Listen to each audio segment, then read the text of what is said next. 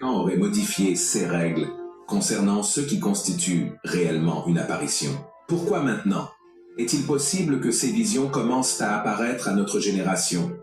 En 2024, de nombreux événements étranges se produisent dans le monde.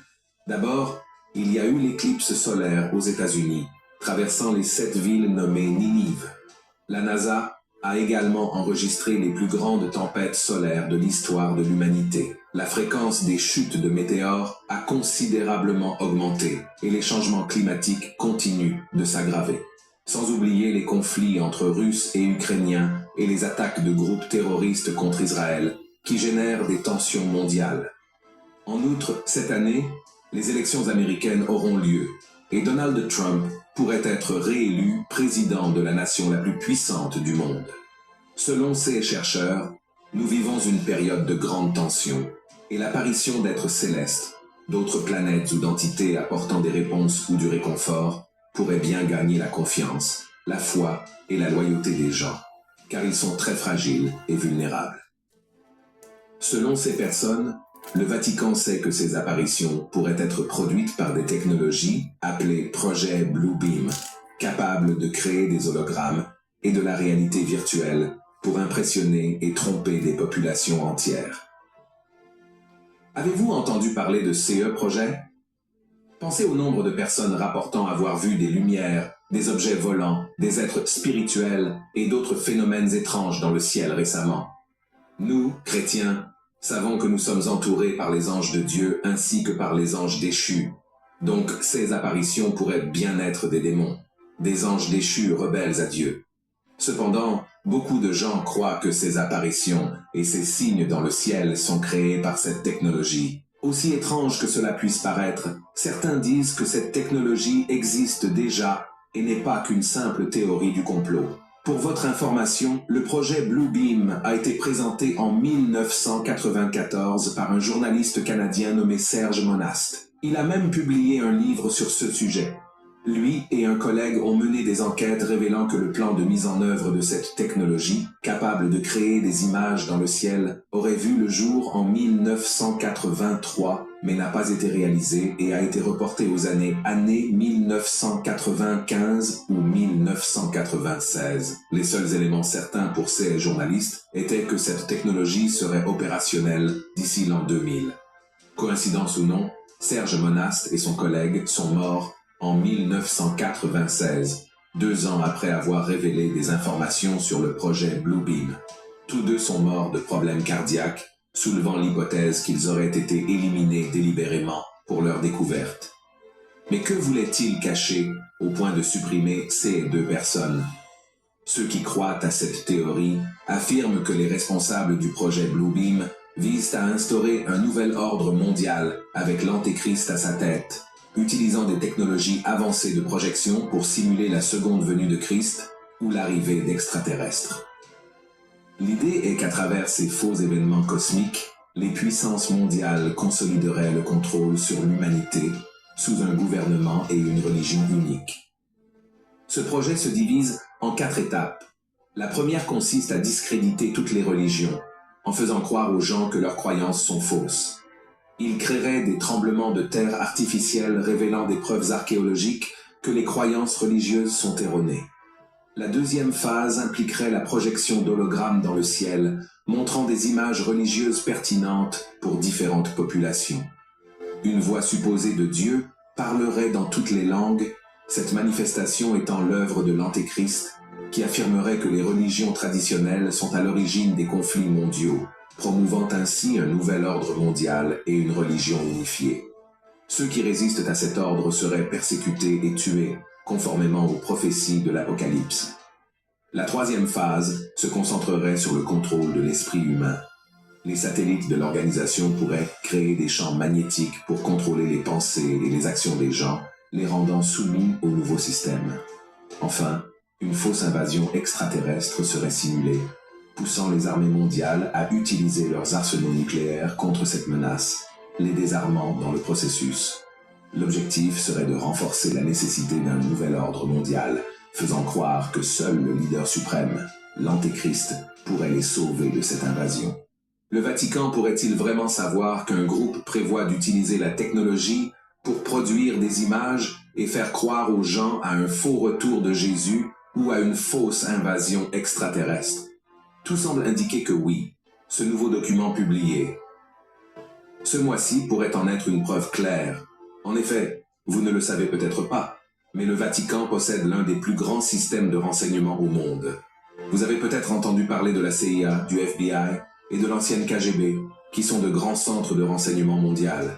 Mais saviez-vous que la Compagnie de Jésus, un ordre religieux fondé en 1534, compte des centaines de scientifiques et autres agents extrêmement compétents? La Compagnie de Jésus a été créée pour combattre le mouvement protestant et avait pour devise « Pour la plus grande gloire de Dieu », prêchant sa doctrine aux personnes de diverses parties du monde. Ils poursuivent ce travail missionnaire, mais le centre de renseignement du Vatican fonctionne au sein de cet organisme. Son fondateur, Ignace de Loyola, était membre d'un groupe appelé les Illuminés, formé à la ligne du renseignement. Avait-il une relation avec les Illuminati? Voilà, Illuminé ou Illuminati. Bon, désolé, je n'aime pas trop ce genre de vidéo parce que ça fait un peu spectacle, mais c'est tout ce que j'ai trouvé de mieux, pardon. Les informations a priori sont vraies parce que lors du premier confinement, mais on ne les trouve plus, j'avais balancé ça sur Facebook. Il y avait énormément de vidéos concernant Bluebeam avec de véritables essais, de véritables comment est-ce qu'on dit ça? Enfin bref, des essais quoi, dans des laboratoires scientifiques notamment. Il y avait une petite voiture en 3 dimensions. Toutes les images ne sont pas des images d'illustration, hein. Après, il faut voir. Notamment, j'ai eu confirmation en Afrique, près de l'aéroport de Yaoundé, l'aéroport Nsimalen. Nsimalen, excusez-moi pour la prononciation, je suis plus trop sûr du nom. Nsilamen ou Lamen, enfin peu importe, l'aéroport de Yaoundé. Et c'est pas la première fois que la Vierge, entre guillemets, apparaît. Voilà. Donc, la technologie... Ah oui, ça que je voulais dire aussi. Donc, pour ceux qui prennent ça encore une fois pour du folklore, pour quelque chose d'incroyable, le fondateur du Forum économique mondial a publié 2 livres. L'un de ces 2 livres, c'est la 4e révolution industrielle. J'en fais quelques bouts de lecture dans mes toutes premières vidéos. C'est... je sais même plus comment il s'appelle, tellement il m'énerve ce mec. Klaus Schwab, voilà, Klaus Schwab. Enfin, il faut prier pour lui, son âme est perdue. C'est un luciférien, un sataniste. Bref, voilà, tiens, tenez, je vais vous le montrer, le fameux bouquin. Voilà, j'espère que c'est bien centré parce que je ne vois pas ce que je filme. Donc, il y a celui-là et il a aussi un autre livre, donc la 4e révolution industrielle et le Grand Reset. Voilà, le Grand Reset.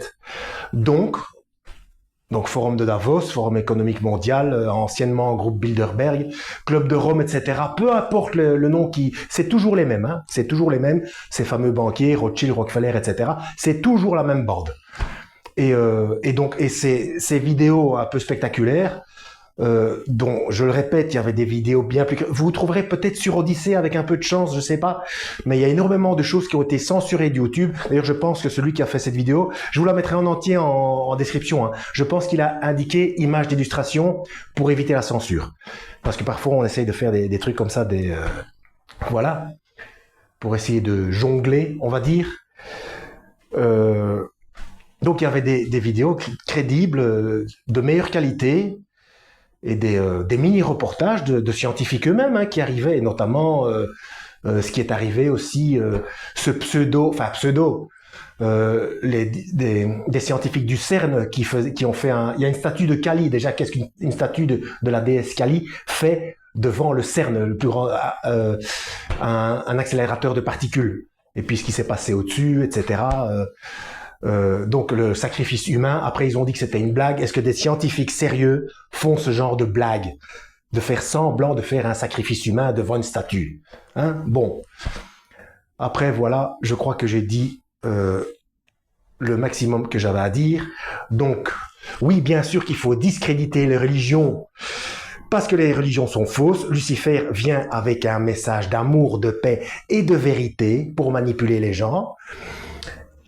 Et donc, il va se faire passer pour le Christ. Donc, les compagnons de Jésus, c'est leur Jésus à eux, c'est le faux Jésus. C'est comme désolé, hein, c'est le Issa du Coran. Quand on voit les deux eschatologies en parallèle, et l'eschatologie catholique avec le grand monarque. Donc, quand les Illuminati disent Dieu, c'est Lucifer, c'est le grand architecte, c'est Lucifer pour eux. Voilà, le porteur de lumière. Et quand usurpation d'identité, Jésus, c'est l'antichrist pour eux. Voilà, qui vont faire passer pour le vrai. Enfin, il n'y a rien à faire. Lisez la Bible, lisez les instructions du Christ. Donc, même catholique, je vous en supplie, si vous lisez la Bible, vous ne trouvez pas ça bizarre qu'on vous a dit que les exégèses et que les textes papaux priment sur la Bible? Mais c'est pas cohérent. Donc, on ne modifie pas le plan biblique. Ce n'est pas possible. C'est de la manipulation. Voilà. Que Dieu vous guide.